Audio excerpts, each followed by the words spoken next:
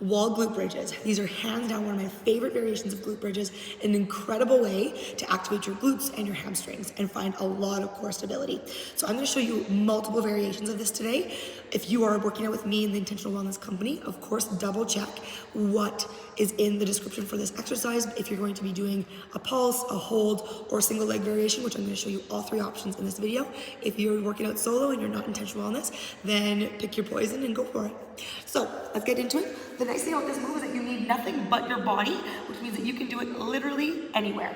So you're gonna plant yourself up towards the wall, give yourself a little bit of space from your bum to the wall. You wanna be able to get your feet, so not quite 90 degrees, just a little bit above, so you can drive your heels into the wall and create a little bit more of a 90-degree angle in the full expression of this movement.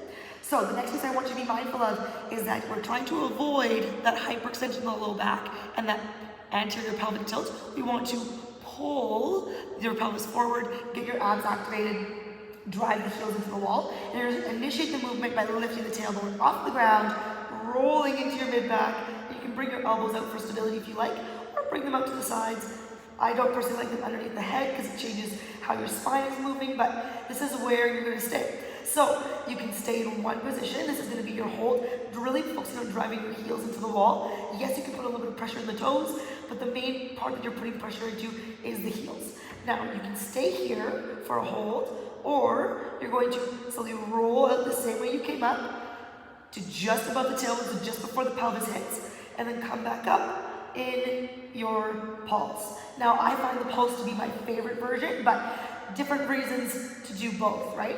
Now, how are you gonna do this single leg? Well, you're literally gonna pop one leg off the wall. You can either come into that full extension, or you can cross over into a figure four. The main focus of either option is making sure that your hips stay square.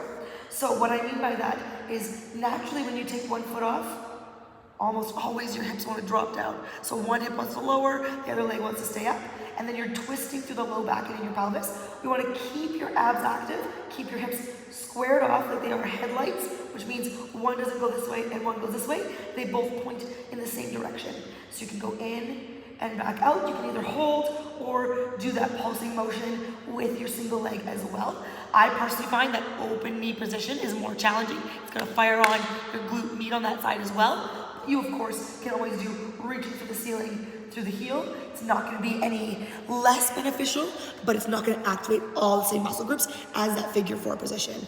If you are doing figure four or single leg, make sure that you always do both sides, because we all know the drill. What we do to one side, we must do to the other, and that is your wall glute bridge. Enjoy your booty burn, enjoy your hamstring activation, and make sure you focus on keeping your core nice and closed off in that one.